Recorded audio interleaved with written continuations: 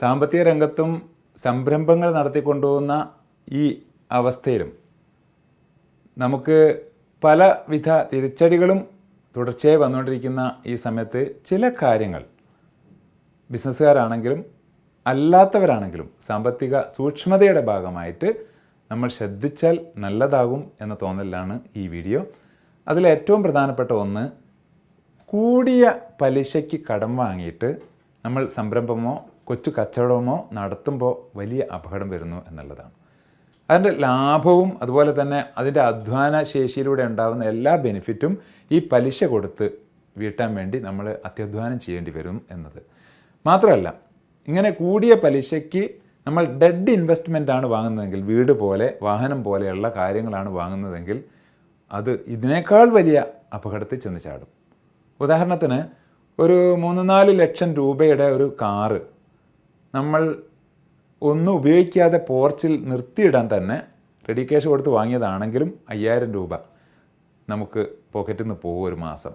കാരണം എന്താ അറിയോ, അത് ഇൻഷുറൻസ് ആയിട്ടും റോഡ് ടാക്സ് ആയിട്ടും വേറേണ്ടറായിട്ടും ഡിപ്രിസിയേഷനൊക്കെ ആയിട്ട് അതിന് കുറവ് വരുമ്പോൾ 5000 റുപ്പീസ് മന്ത്ലി നമുക്ക് നഷ്ടപ്പെടും. ഇനി അത് 4000 രൂപ പലിശയ്ക്ക് വാങ്ങിയിട്ടാണ് വണ്ടി എടുത്ത് ദിവസം 10 കിലോമീറ്റർ അങ്ങോട്ടും 10 കിലോമീറ്റർ ഇങ്ങോട്ടും ടോട്ടൽ 20 കിലോമീറ്റർ ഓടുകയാണെങ്കിൽ നമുക്ക് ഈ ഇനങ്ങളിലെല്ലാം കൂടെ 18,000 രൂപ മാസത്തിൽ കീശയിൽ നിന്ന് ചോർന്നു പോകും.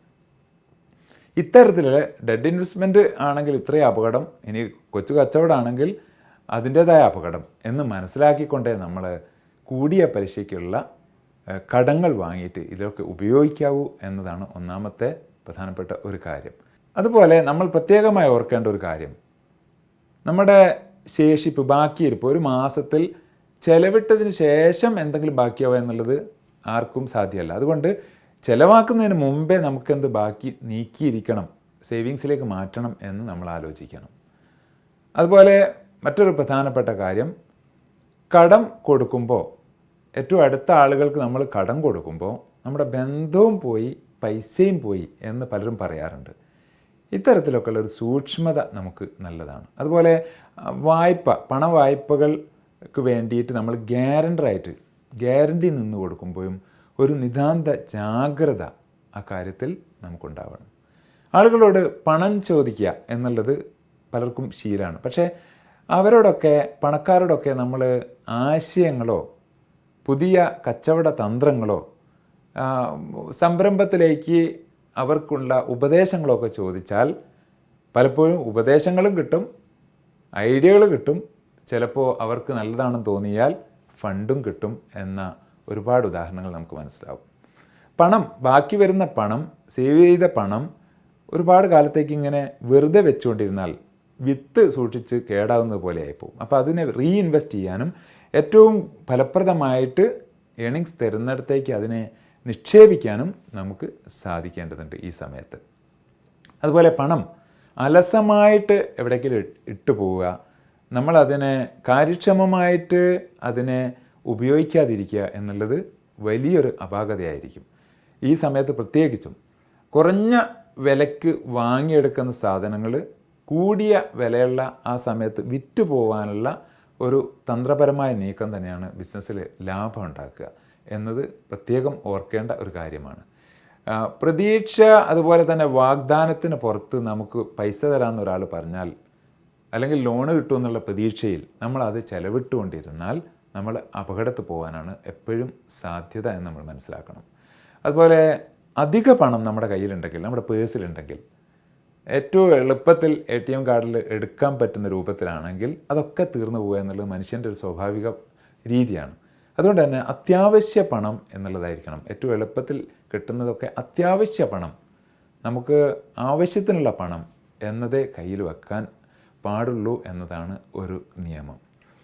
ഇതുപോലെ ചെറിയ വിലയ്ക്ക് എന്തെങ്കിലും സാധനം കിട്ടും എന്ന് കേൾക്കുമ്പോഴേക്ക് അതിലെ മോഹവലയത്തിൽപ്പെട്ട് സാധനങ്ങൾ, പല കാര്യങ്ങൾ വാങ്ങിക്കൂട്ടുക എന്ന ഒരു ത്വര മനസ്സിൻ്റെ ഒരു രോഗം തന്നെയാണിത്. അപ്പോൾ ആലോചിക്കേണ്ടത്, ഈ വസ്തു ഇപ്പോൾ എനിക്കില്ലെങ്കിൽ എന്താണ് നഷ്ടം, എന്ത് സംഭവിക്കും എന്നാലോചിച്ചിട്ടേ ഒരു സാധനം നമ്മൾ വാങ്ങിക്കാൻ പാടുള്ളൂ. പ്രത്യേകിച്ച് ഇത്തരം സാമ്പത്തികമായ ഒത്തിരി പ്രയാസങ്ങൾ അനുഭവിക്കുന്ന കാലഘട്ടത്തിൽ. അതുപോലെ ഏറ്റവും പ്രധാനപ്പെട്ട ഒരു കാര്യമാണ് വരവിന് അനുസരിച്ചേ ചിലവാക്കാവൂ. വരവ് കൂടുതലായിരിക്കണം, ചിലവ് കുറവായിരിക്കണം. എപ്പോഴും പലപ്പോഴും മലയാളികളുടെ ഇടയിലുള്ള ഒരു സംഭവം, ചെറിയ വരവാണെങ്കിലും വലിയ ചിലവ് വരുന്നു.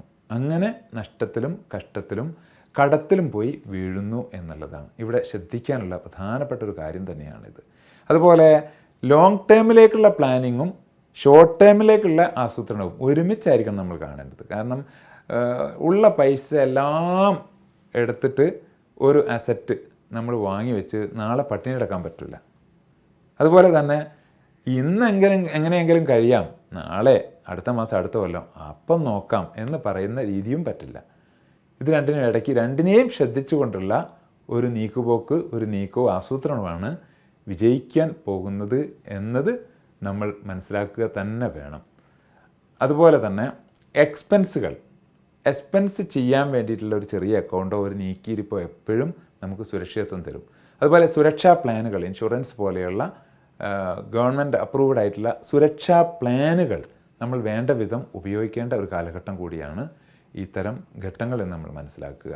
ബില്ലുകൾ നമ്മൾ പേ ചെയ്യുന്ന ഇനങ്ങളിലുള്ള എക്സ്പെൻഡിച്ചറും എഴുതി വെച്ചിട്ട് അതിനെ ഓരോ മാസവും കൃത്യമായ കാലയളവിൽ ഓഡിറ്റ് ചെയ്തുകൊണ്ടിരുന്നാൽ നമ്മൾ പാളം തെറ്റി പോകുന്നുണ്ടോ, നമ്മുടെ ബജറ്റ് പ്ലാൻ അനുസരിച്ച് നമ്മൾ പോകുന്നു, അതല്ല അതിൽ നിന്ന് വ്യതിചലിച്ച് നമ്മൾ അച്ചടക്കക്കുറവിൻ്റെ അപായ സൂചനയുള്ള ആഴക്കയത്തിലേക്ക് പോകുന്നുണ്ടോ എന്ന് മനസ്സിലാക്കാൻ എളുപ്പമായിരിക്കും.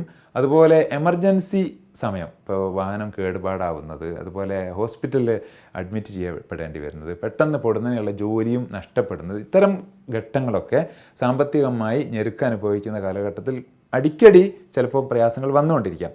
ഇങ്ങനെയുള്ള മുൻകൂട്ടി കണ്ടുകൊണ്ടുള്ള ഒരു എമർജൻസി ഫണ്ട് എന്ന് പറഞ്ഞാൽ നമ്മുടെ അനിയന്ത്രിതമായി വരുന്ന ചെലവുകൾക്കോ പെട്ടെന്ന് വരുന്ന ചിലവുകൾക്കോ ഒക്കെ നീക്കിയിരിപ്പായിട്ട് നമ്മുടെ ഉള്ള സമയത്ത് ഒരു 10% അല്ലെങ്കിൽ ഒരു വീട്ടു ചിലവ്, കുടുംബ ചിലവിൻ്റെ 6 മാസം മുതൽ 10-12 മാസം വരെ, ഒരു വർഷം വരെയുള്ള ചിലവിൻ്റെ മൊത്തം തുകയെങ്കിലും നമുക്ക് നീക്കിയിരിപ്പായിട്ട് മാറ്റി വെക്കാൻ കഴിഞ്ഞാൽ ഇത്തരം ആപൽഘട്ടത്തിൽ നമ്മൾ ചർച്ച ചെയ്യാണ്. പൊതുവേ വ്യാപകമായിട്ട് ഈ മാന്ദ്യത്തെക്കുറിച്ചും റിസഷനെക്കുറിച്ചും ഒക്കെ ചർച്ച ചെയ്യുന്നു എന്നല്ലാതെ അതിനെ എങ്ങനെ നമുക്ക് ക്രിയാത്മകമായി നേരിടാനും ഇത്തരം ഘട്ടങ്ങളിൽ നമുക്ക് സുചിന്തിതമായി നല്ലൊരു മാനസിക നിലയോടുകൂടി അതിനെ സർവൈവ് ചെയ്യാനും അതിജീവിക്കാനും എങ്ങനെ പറ്റും എന്നുള്ളതായിരിക്കണം ബുദ്ധിയുള്ള സമർത്ഥരായ മുന്നോട്ട് പോവേണ്ട സംരംഭകരും സാമ്പത്തിക ആസൂത്രണം ആഗ്രഹിക്കുന്ന സൂക്ഷ്മാലുക്കളും ശ്രദ്ധിക്കേണ്ടത് എന്നതാണ് ഈ പറഞ്ഞതിൻ്റെ ചുരുക്കം.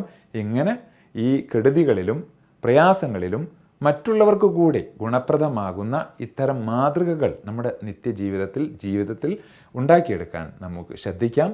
All the best and thank you.